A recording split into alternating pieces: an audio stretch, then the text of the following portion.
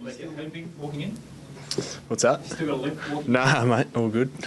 We did see the replay though, Lecker, and you really pulled up sharp and looked like you hurt either your ankle and your knee or both.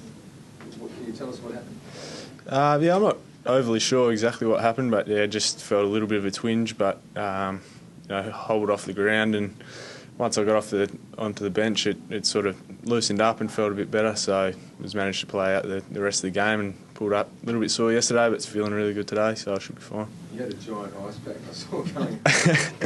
Obviously that wasn't going to the Subi West Perth game. Nah, I probably would have felt like drowning my sorrows if I was watching that, but no, it's just for the ice machine that we've got I've got at home, and it was just iced up yesterday, and it's pulled up really good today.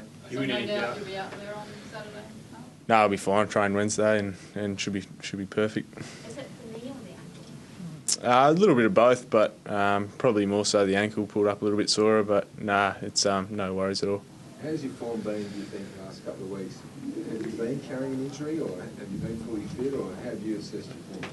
Yeah, probably been a little bit down, but injury-wise, my body's been pretty good. So it's just something I'll probably have to work on. Is just trying to get up for each game, but like I say, the body is feeling good. The form's been a little bit down, but yeah, hopefully I can lift up in the next couple of weeks, hopefully. Did you see yourself in that last quarter? It looked like after the hiccup with the leg, the twinge, you came back on and really actually had your best quarter of the game in that last quarter.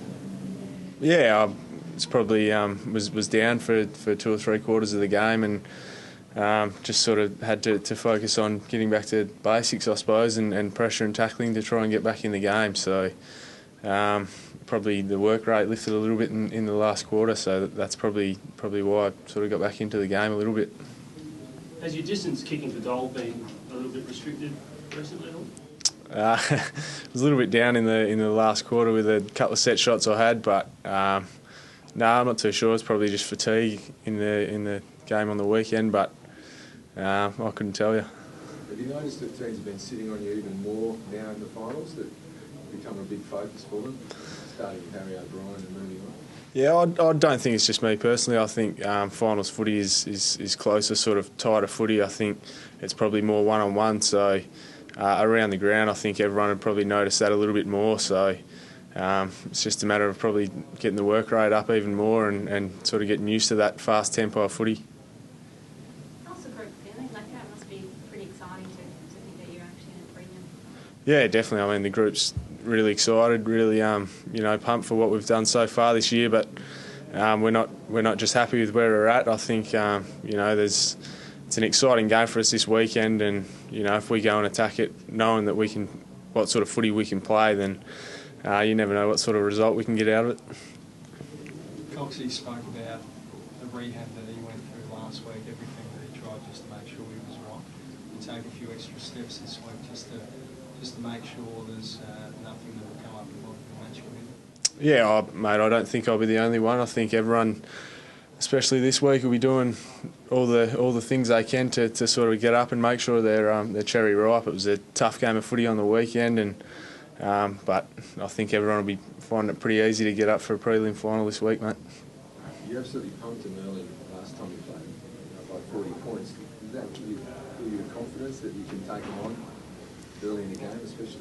Yeah, I mean, our record against Geelong isn't too bad, so it's definitely confidence going into this weekend, knowing that we did beat them last time we played. But saying that, I think it's going to be a completely different game of footy. I think it's going to be one that is going to be real intense and something we probably haven't played too many like this year. So it's going to be a massive challenge for us at the G, and we can't wait.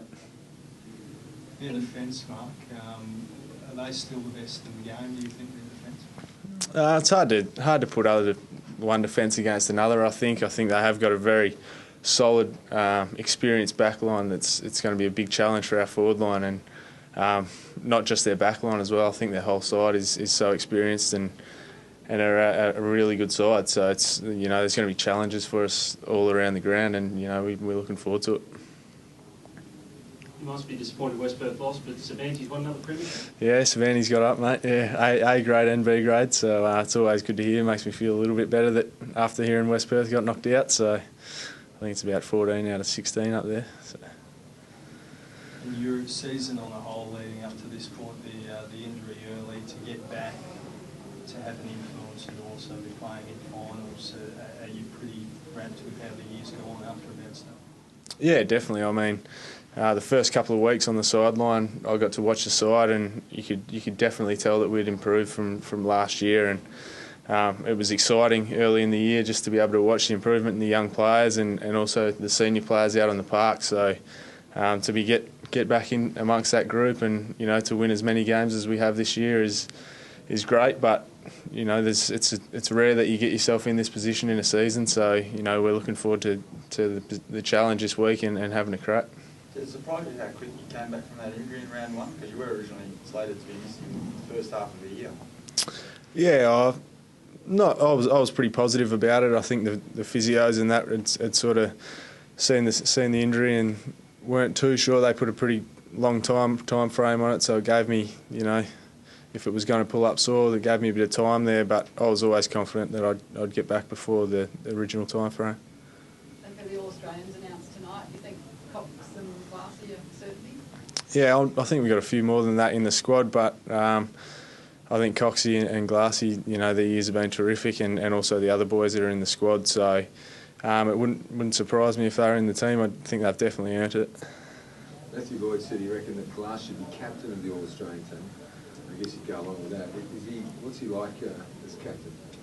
Glassy's a great leader. I mean, on and off the field, the way he goes about his footy and his personal life he sets a great example for everyone around the footy club. And some of the things he does on the footy field are really inspirational. And he doesn't say too much, so when he does speak, everyone listens. So if he was captain of the All-Australian side, and that would be great.